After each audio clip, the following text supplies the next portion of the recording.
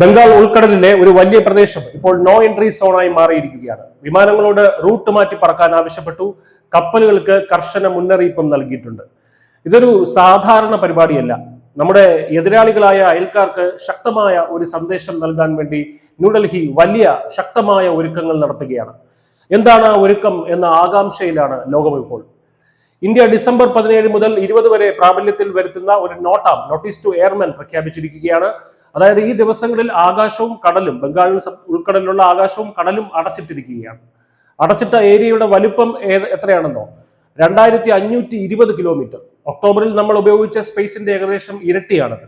അതുകൊണ്ട് തന്നെ ഇത് വെറും ഒരു പരീക്ഷണമല്ല, ഒരു വമ്പൻ സൈനിക പരീക്ഷണം തന്നെയാണ് അണിയറയിൽ ഒരുങ്ങുന്നത്. വിശാഖപട്ടണത്തിനടുത്താണ് ഈ സോൺ, അതായത് നമ്മുടെ ആണവ അന്തർവാഹിനികളുടെ താവളം. സാധ്യത ഏറെയും K4 submarine launched ballistic missile പരീക്ഷിക്കാനാണ്. DRDO വികസിപ്പിച്ച 3500 കിലോമീറ്റർ റേഞ്ചുള്ള ആണവശേഷിയുള്ള ഈ മിസൈൽ നമ്മുടെ കടൽ വഴിയുള്ള പ്രതിരോധത്തിന് വൻ ശക്തി നൽകും. ഈ 4 ദിവസവും ഇന്ത്യൻ നേവിയും എയർഫോഴ്സും ഏരിയ പൂർണ്ണമായിട്ടും സുരക്ഷിതമാക്കും. സിവിൽ വിമാനങ്ങൾക്കും കപ്പലുകൾക്കും ആ ഏരിയയിലേക്ക് തന്നെ പ്രവേശനം ഉണ്ടായിരിക്കില്ല. ഇങ്ങനെ ഒരു പരീക്ഷണം നടത്തുന്നത് വെറുതെയല്ല.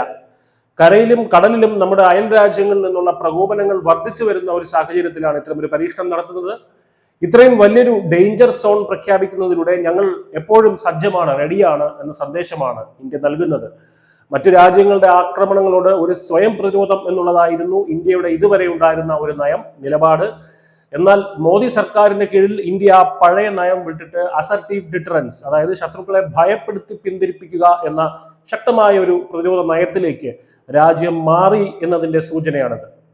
അതുകൊണ്ട് ബംഗാൾ ഉൾക്കടലിലെ ഈ പ്രദേശം ഇപ്പോൾ കനത്ത നിയന്ത്രണത്തിലായിരിക്കും. പക്ഷെ യഥാർത്ഥ സന്ദേശം ദൂരെ ഇരുന്ന് നമ്മുടെ ഈ നീക്കങ്ങൾ നിരീക്ഷിക്കുന്നവർക്കുള്ളതാണ്.